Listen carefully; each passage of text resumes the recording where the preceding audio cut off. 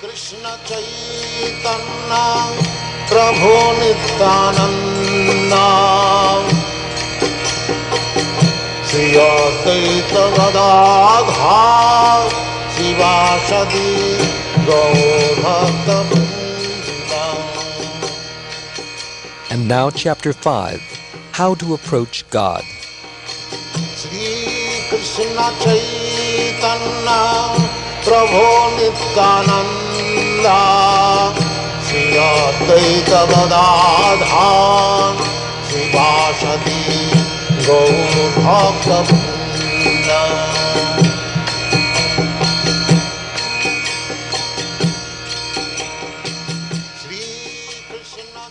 Actually, all Vedic literature directs the human being toward the perfect stage of devotion.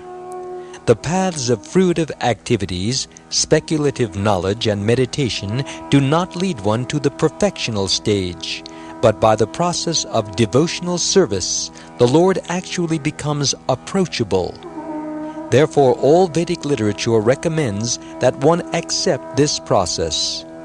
In this regard, Chaitanya Mahaprabhu quoted from the Lord's instructions to Uddhava in Srimad Bhagavatam. Na sadhayati mam yogo, na sankyam dharma Uddhava, na svadhyayas tapastyago, yatha bhaktir mamorjita, which means, quote, My dear Uddhava, neither philosophical speculation, nor meditational yoga, nor penances can give me such pleasure as devotional service practiced by the living entities. Unquote. From the Srimad Bhagavatam, Canto 11, Chapter 14, Verse 20. Krishna is dear only to the devotees, and he can only be achieved by devotional service. If a lowly born person is a devotee, he automatically becomes free from all contamination. Devotional service is the only path by which one can achieve the Supreme Person. This is the only perfection accepted by all Vedic literature. Just as a poor man becomes happy upon receiving some treasure, when one attains to devotional service, his material pains are automatically vanquished. As one advances in devotional service, he attains love of Godhead. And as he advances in this love, he becomes free from all material bondage. One should not think, however, that the disappearance of poverty and liberation from bondage are the end results of love of Krishna. It is in relishing the reciprocation of loving service that love of Krishna exists. In all Vedic literatures, we find that the attainment of this loving relationship between the Supreme Lord and the living entities is the function of devotional service. Our actual function is devotional service, and our ultimate goal is love of Godhead. In all Vedic literatures, it can be found that Krishna is the ultimate center, for through knowledge of Krishna, all problems of life are solved.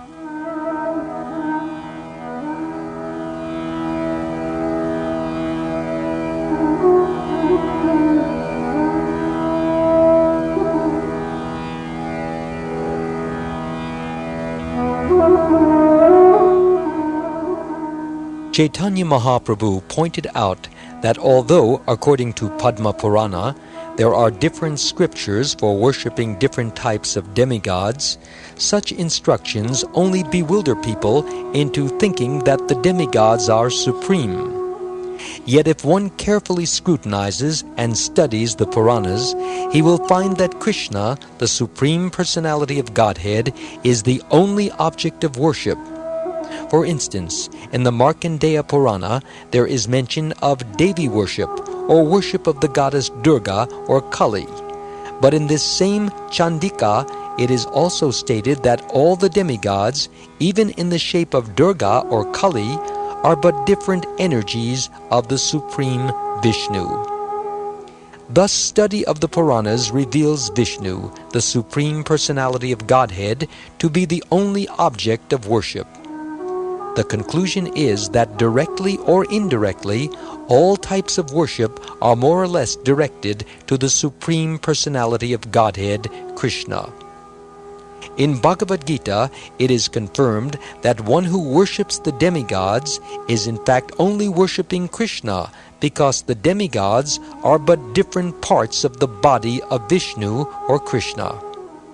That such worship of demigods is irregular is also stated in Bhagavad Gita, chapter 7, verse 20 through 23, and chapter 9, verse 23. Srimad Bhagavatam confirms this irregularity by asking the question, quote, "What is the object of worshipping the different types of demigods?" unquote. In Vedic literature, there are various divisions of ritualistic activities.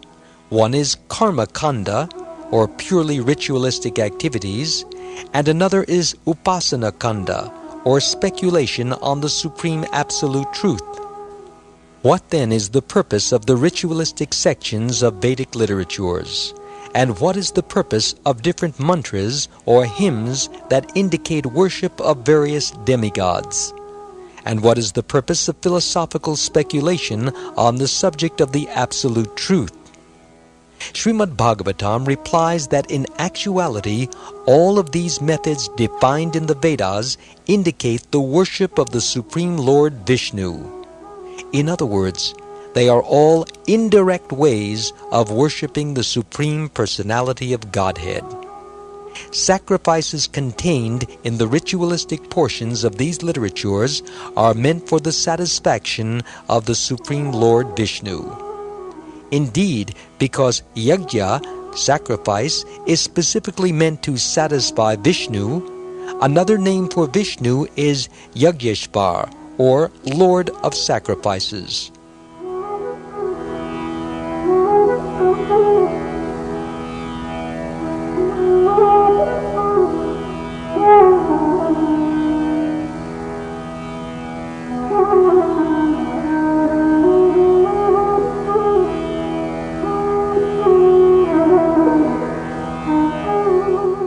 Since neophytes are not all on the same transcendental level, they are advised to worship different types of demigods according to their situation in the different modes of material nature.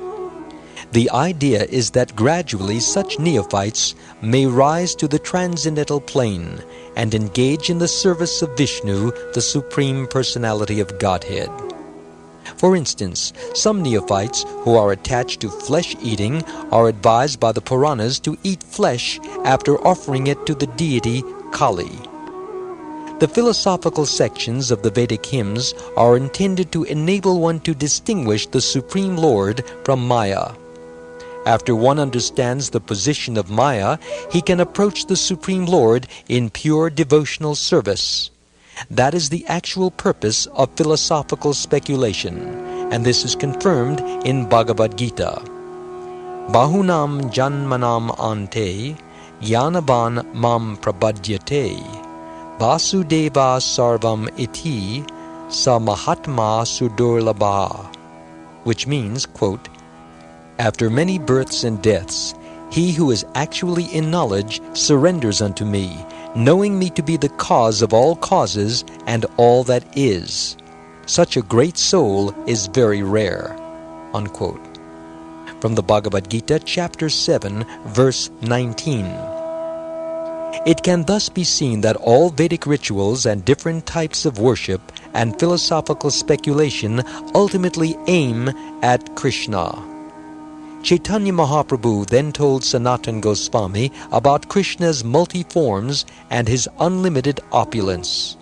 He also described the nature of the spiritual manifestation, the material manifestation, and the manifestation of the living entity. He also informed Sanatana Goswami that the planets in the spiritual sky, known as Vaikunthas, and the universes of the material manifestation are actually different types of manifestations, for they are the created manifestations of two different types of energy, the material and the spiritual energy.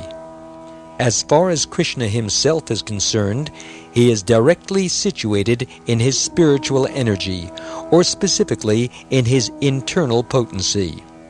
To help us understand the difference between the spiritual and material energies, there is a clear analysis of the two in the second canto of Srimad Bhagavatam. Sridhara Swami also gives a clear analytical study in his commentary on the first verse of the 10th canto of Srimad Bhagavatam. Sridhar Swami was accepted by Lord Chaitanya as an authorized commentator on Srimad Bhagavatam, and Chaitanya Mahaprabhu quoted his writings and explained that in the 10th canto of Bhagavatam, the life and activities of Krishna are described because Krishna is the shelter of all manifestations. Knowing this, Sridhar Swami worshipped and offered his obeisances unto Krishna as the shelter of everything.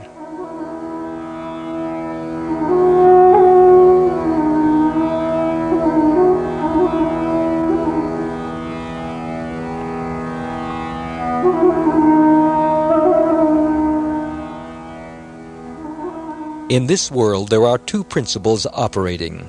One principle is the origin or shelter of everything, and the other principle is deduced from this original principle. The Supreme Truth is the shelter of all manifestations and is called Ashraya. All other principles, which remain under the control of the Ashraya Tattva, or the Absolute Truth, are called Ashrita, or subordinate corollaries and reactions. The purpose of the material manifestation is to give the conditioned soul a chance to attain liberation and return to the Ashraya Tattva, or the Absolute Truth. Since everything in the cosmic creation is dependent on the Ashraya Tattva, the creative manifestation or Vishnu manifestation, the various demigods and manifestations of energy, the living entities and all material elements are dependent on Krishna, for Krishna is the Supreme Truth. Thus, Srimad Bhagavatam indicates that everything is sheltered by Krishna directly and indirectly. Consequently, perfect knowledge can be had only by an analytical study of Krishna as confirmed by Bhagavad Gita.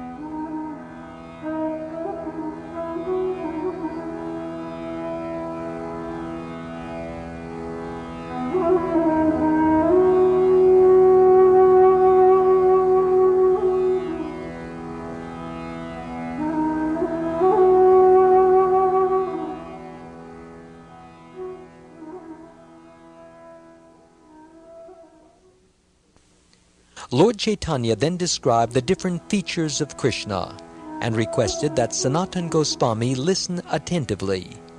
He then informed him that Krishna, the son of Nanda Maharaj, is the absolute supreme truth, the cause of all causes and the origin of all emanations and incarnations. Yet in Vraja or Goloka Vrindavan, he is just like a young boy and is the son of Nanda Maharaj. His form, however, is eternal, full of bliss, and full of knowledge absolute. He is both the shelter of everything and the proprietor as well. Chaitanya Mahaprabhu also gives evidence from Brahma Samhita of the transcendental properties of Lord Krishna's body.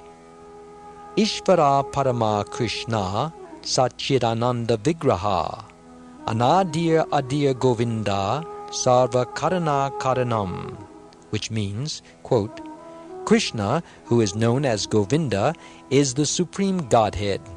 He has an eternal, blissful, spiritual body. He is the origin of all. He has no other origin, and he is the prime cause of all causes." Unquote. From the Brahma Samhita, chapter 5, verse 1. In this way, Chaitanya Mahaprabhu gives evidence that Krishna is the original personality of Godhead, full in all 6 opulences. It is Sri Krishna whose abode, known as Goloka Vrindavan, is the highest planetary system in the spiritual sky.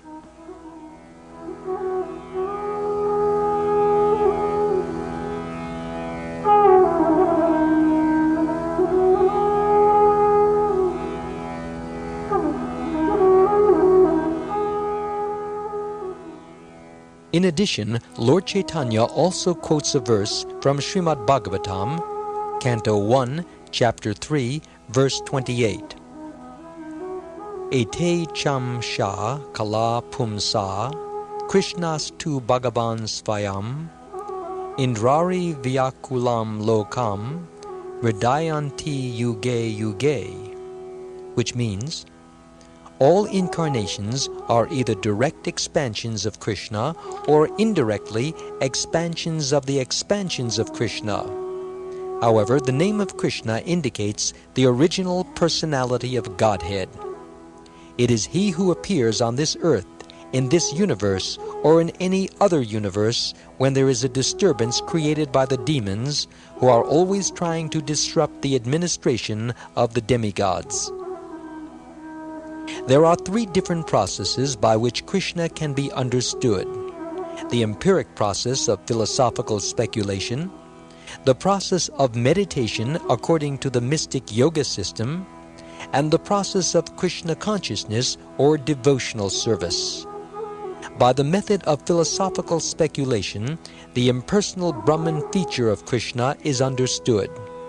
By the process of meditation or mystic yoga, the feature of the Supersoul, the all-pervading expansion of Krishna, is understood. And by devotional service in full Krishna consciousness, the original personality of Godhead is realized. Lord Chaitanya also quotes this verse from Srimad Bhagavatam, Canto 1, Chapter 2, verse 11.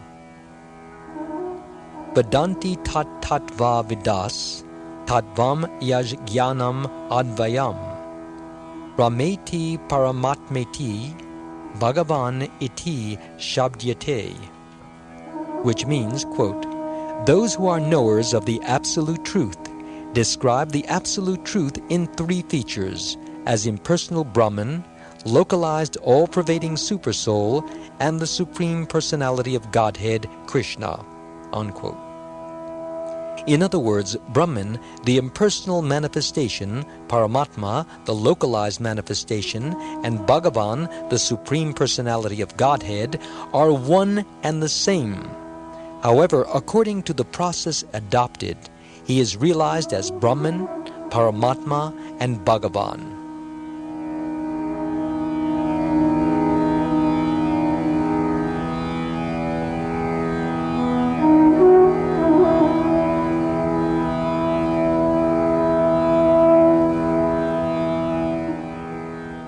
By realizing the impersonal Brahman, one simply realizes the effulgence emanating from the transcendental body of Krishna. This effulgence is compared to the sunshine. There is the sun god, the sun itself, and the sunshine, which is the shining effulgence of that original sun god. Similarly, the spiritual effulgence, or Brahmajyoti, impersonal Brahman, is nothing but the personal effulgence of Krishna. To support this analysis, Lord Chaitanya quotes one important verse from Brahma Samhita, in which Lord Brahma says, "Yasya prabha prabhavato jagadanda koti, kotishva shesha vasudadi vibhuti binam, tad brahma nishkalamanantam ashesha bhutam, govindamadi purusham tam aham bhajami," which means, quote, "I worship the Supreme Personality of Godhead, by whose personal effulgence the unlimited Brahmajyoti is manifested. In that Brahmajyoti there are innumerable universes, and each is filled with innumerable planets." Unquote. From the Brahma Samhita, chapter 5, verse 40. Lord Chaitanya further points out that the Paramatma, the all-pervading feature situated in everyone's body, is but a partial manifestation or expansion of Krishna. But because Krishna is the soul of all souls, he is called Paramatma, the Supreme Self. In this regard, Chaitanya quoted another verse from Srimad Bhagavatam concerning the talks between Maharaj Pariksit and Shukdev Goswami. While hearing of the transcendental pastimes of Krishna in Vrindavan, Maharaj Pariksit inquired from his spiritual master, Shukdev Goswami, as to why the inhabitants of Vrindavan were so much attached to Krishna. To this question, Shukdev Goswami answered, "Krishnam enam evehi tvam, atmanam akilatmanam, jagaditaya sopyatra, Devi va vati mayaya." From the Srimad Bhagavatam, Canto 10, Chapter 14, verse 55, which means, quote, "Krishna should be known as the soul of all souls, for he is the soul of all individual souls and the soul of the localized Paramatma as well. At Vrindavan, he was acting just like a human being to attract people and to show that he is not formless." Unquote. The Supreme Lord is as much an individual as other living beings, but he is different in that he is the Supreme, and all other living beings are subordinate to him. All other living beings can also enjoy spiritual bliss, eternal life, and full knowledge in his association. Lord Chaitanya quotes a verse from Bhagavad Gita in which Krishna, telling Arjuna of his different opulences, points out that he himself enters this universe by one of his plenary portions, Garbhodakashayi Vishnu, and also enters into each universe as the Kshirodakashayi Vishnu, and then expands himself as the Supersoul in everyone's heart. Lord Krishna himself indicates that if anyone wants to understand the Supreme Absolute Truth in perfection, he must take to the process of devotional service in full Krishna consciousness. Then it will be possible for him to understand the last word of the Absolute Truth.